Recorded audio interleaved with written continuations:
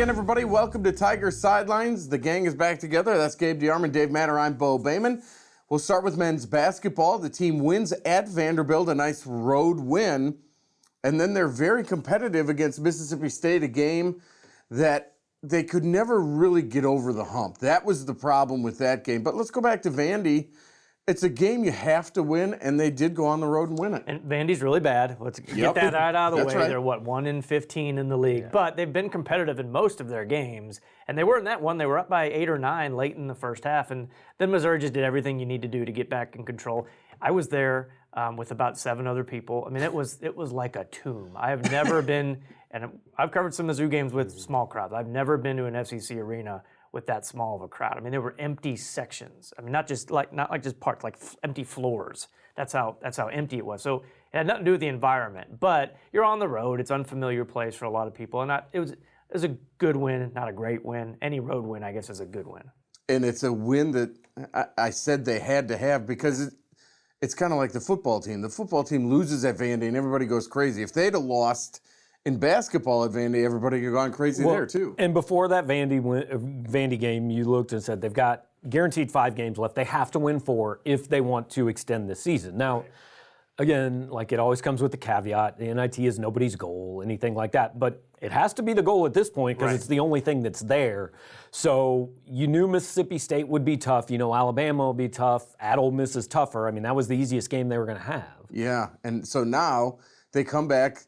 They play well against Mississippi State. I thought in stretches, they just couldn't get over the hump, and they lose by 4 points. Yeah. And now they're 1 game under 500. That just seems like a team, even when Missouri's playing well, like they kind of are right now, they don't match up very well. I mean, Mississippi State has multiple athletic big guys. Missouri's got like 1.5.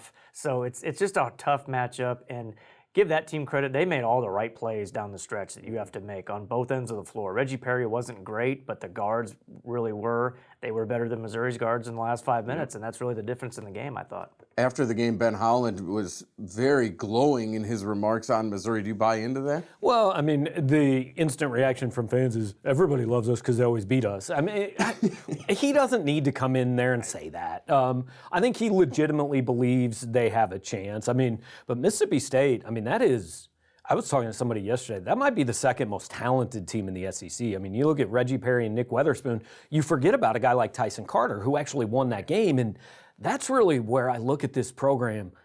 You look at a lot of the teams they play. I mean, Alabama's going to be the same way, and you just go, they just don't match up. Personnel-wise, talent-wise, athleticism, Missouri's not on the level of those teams. Yeah, I thought his praise was genuine for 2 reasons. One, they are squarely on the bubble. So everything they do, you magnify a little bit. And I think that's a game that probably worried him because if you lose at Missouri, Ken Palm, net ranking around 100, that's a bad loss. So I think he was relieved to win. And then, too, I think anybody that's getting ready for Missouri right now, you have to be genuinely impressed and worried about Drew Smith and Xavier Pinson because they've been so good. And that's why I thought his praise was pretty genuine. Well, where he lost me, though, was when he started talking about how great the SEC was. That was clearly just a coach campaigning for his tournament spot. Yeah. I mean, we've watched the league all year. It's not great. No, and Mississippi State is one of those teams, too, that when you're filling out a bracket, you're like, okay, with the right matchups, they could go a little bit, but they could also lose out. They'll have a bad day somewhere. Yeah, right. Absolutely. So the Tigers are now 14-15,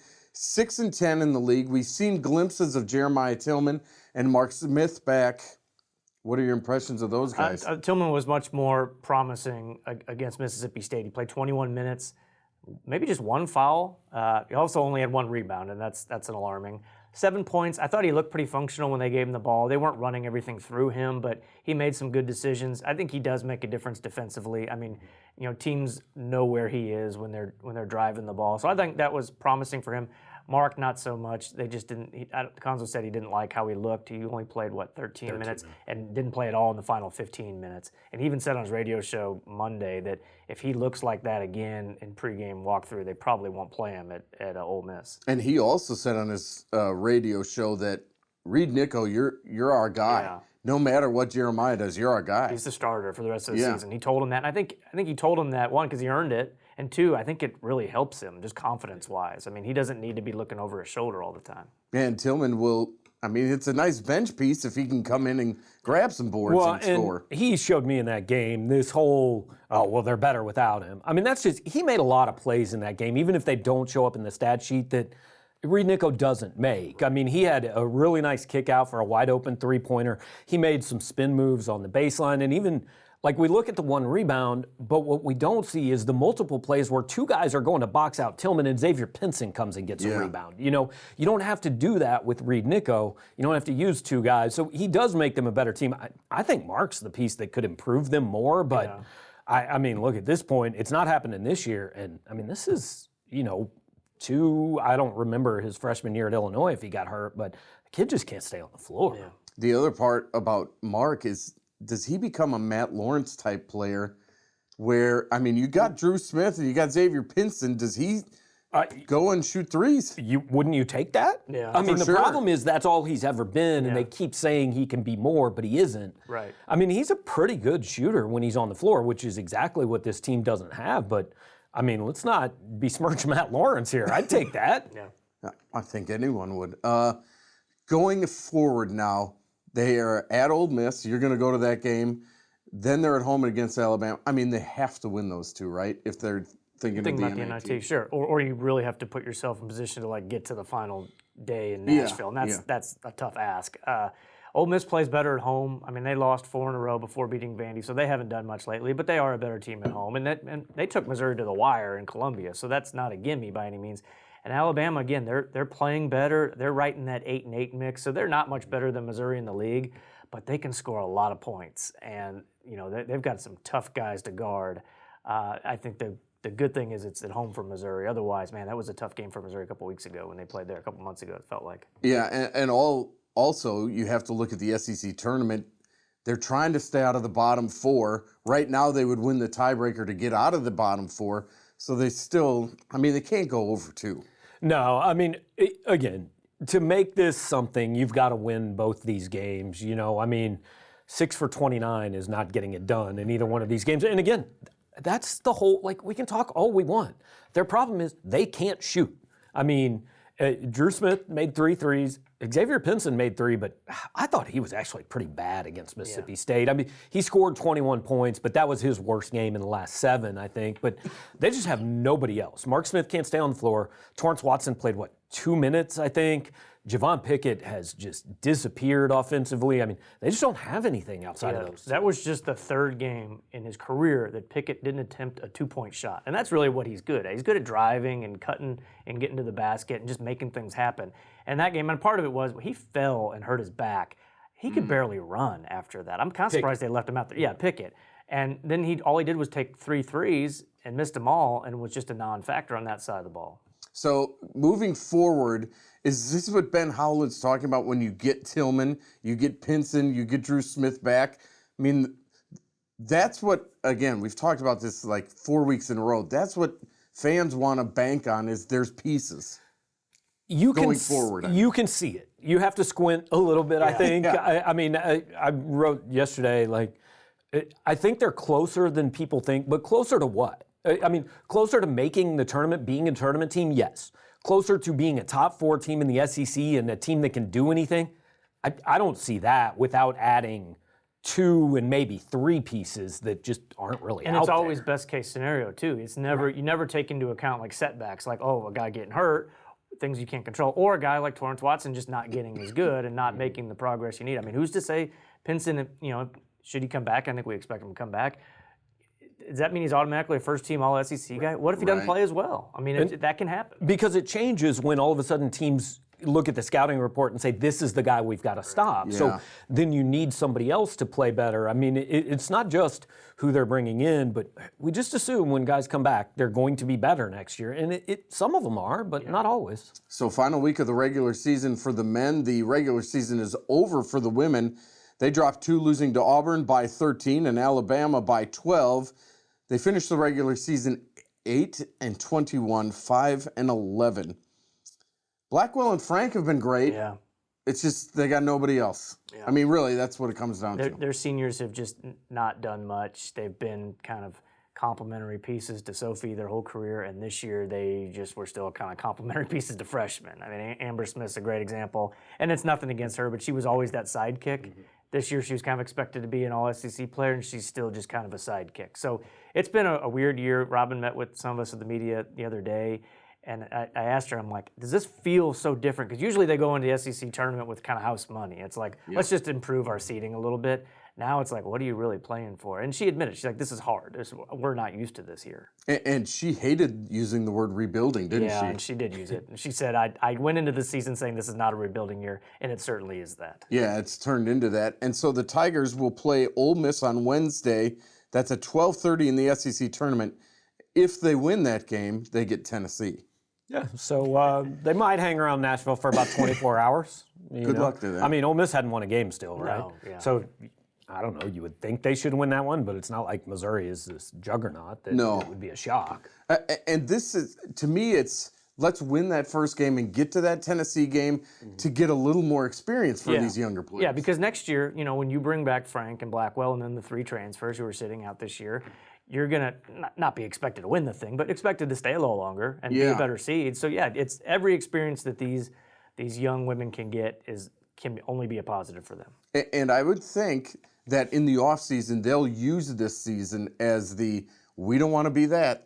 This is why you got to continue to work. Well, and I think next year it'll also be clear going into the season whose team this is. I think probably going into the year there was a little bit of these freshmen still have to kind of grow up and defer, and not next year. This is Blackwell and Haley Frank's team next year. Yeah, no doubt about it. All right, so that game is on Wednesday afternoon. If they win, Mizzou will play Thursday at 8:30. We'll take a break. We'll check the tweet machine. You're watching Tiger Sidelines on MC22.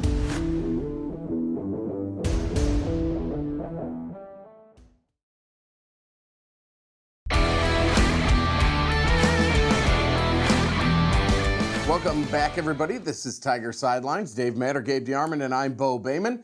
Time to chat with you fine folks as you send in the tweets and we read them. Jason sends in and says, Steve Beazer got an extension. His use of advanced technology is praised. He's dealing with a postseason ban, not of his doing, and he's competing with arguably the least resources in the best conference for baseball. Clearly he has time, but what's his deadline to make a regional?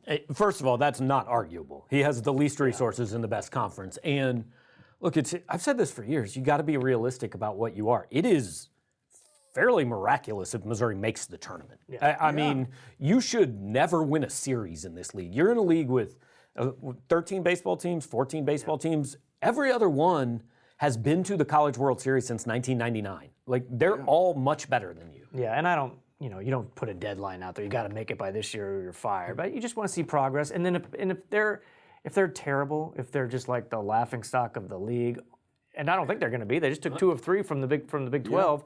Then maybe you say, okay, this isn't going anywhere. But how do you measure that? I honestly think he has this job as long as he wants it. Because we've all followed this school for 25 years. When has Missouri ever really indicated they care about baseball? Yeah.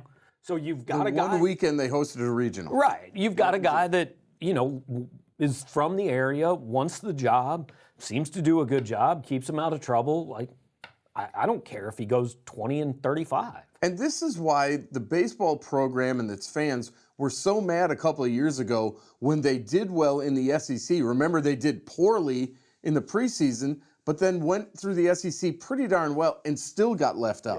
Yeah. They had the highest RPI of any team that didn't make the regional. So they've been as close as you can be without making it. This is a school that took 2 years to raise money to put turf on the field. I've been to Arkansas. I've been to South Carolina. I've been to College World Series games with LSU. Like, it's a different sport. Yes. Those teams are playing they're better than most minor league programs. Yes. And Missouri's like a step up from high school baseball. Like, if you want to be good, you're going to have to pour a lot of money into it. But why do you pour a lot of money into something where your ceiling is still probably like 6th? I mean, seriously, if you want to see SEC baseball, go to LSU, go to Ole Miss, go to Mississippi State, and go there for a weekend and just see the difference. I mean, it's astounding. Scott says, Blackwell and Frank, Pinson and Drew Smith. Will Martin and Pinchton surround these players to fill out teams that not only make NCAA tournaments, but go deep in those tournaments? well, Elite Eight's minimum. That's asking a lot. So the standard is the best this school has ever done. In either sport. Yeah. Ever. I mean, I don't know. Will Eli Drinkwitz, make the college football playoff? Yeah, I mean, can they recruit? That's what it all comes down to. I mean, that's the question of every program in the country. But unlike baseball, there's no reason Missouri shouldn't be able to do that in those. So even women's basketball, where I understand the SEC is really good, if you're the 19th best team in the country, you still might be the 6th best in your own conference, but just win 4 games at the right time. This one's for Gabe. Steve says over/under on Royals wins. This one's not for me. I watched 7 innings last year. I don't know. 75? Chiefs won the Super Bowl. Yeah, well, so that's that Mike I don't Matheny know. magic, It though, doesn't so. matter. Should be fun. This one is Pinkel's response to this fun fact, and this was somebody who said Pinkel didn't want him. Kalen back. Saunders is a backup defensive lineman for the Chiefs who apparently was not offered a scholarship by Gary Pinkel. He, by the way, went to Western Illinois. So, I mean, good for the kid. He's in the NFL. He's got a ring, but it's not like Notre Dame said, we want this kid, and Gary Pinkel said no. And I'm not sure defensive line is the one position group you want to criticize the Pinkel years. I Yeah. think they kind of knew what they were doing there. Yeah, no doubt about it. I always laugh every year. Why hasn't Missouri offered this guy? Well, his best offer is, Eastern Kentucky. Maybe. Yeah. Why haven't the other 119 coaches offered him? No doubt about it. Don't forget, we're at Tiger Sidelines. Each and every week, we accept your tweets, whether they're good or bad, and we beg for them, no doubt about it. We'll take a break. When we come back, we'll talk about softball and baseball, and we'll look forward to some spring football as well. You're watching Tiger Sidelines on MC22.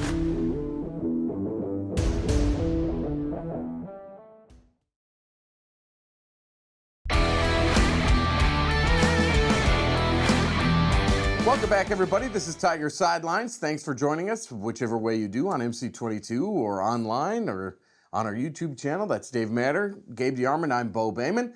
Want to talk about spring football as we get a little bit closer. Have you guys heard of anything about? We have. Yes. Yeah, it starts Saturday. It's You pretty. get to cover it? It's pretty. Well, we get to be there and talk to people, which is good. I'm sure it's the same rule of you can't actually say anything that happens at practice, but you can watch it. Do you think there'll be parameters when you get there? We'll see. I mean, sometimes it's better to ask for forgiveness than permission, right. so we'll find out. New staff, new regime, same policies. We'll find out. I mean, this is new for everybody, including a lot of coaches. But this is one spring practice or spring season that you kind of look forward to. I mean, they're mundane and they're the same, but with the new coaching staff. Yeah, but people also have to realize, most of this offense isn't installed yet. I remember Josh Heupel's first spring, he said, we've got 10% of our stuff in. We're just trying to get that. So you guys are seeing, Heupel took pride in telling us that we were seeing nothing. We're not going to see a lot. You might be able to see some things about hey, he uses 2 backs more than in the past, or if all of a sudden Sean Robinson is under center for most of practice or something, but you're not going to come out with any concrete answers. So that gets underway, and finally, and then we'll have the spring game coming up in April. We'll get to see some things, and Coach Drinkwitz still getting lots of praise around it. I mean, there's been articles and everybody. Not in Oxford.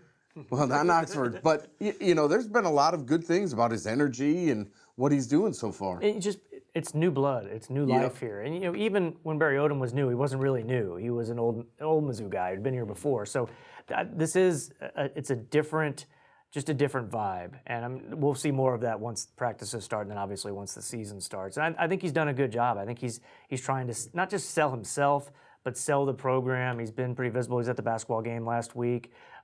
Very active on social media, which I think is good. I think for the people that he's trying to attract and bring on board. So it's been really positive so far.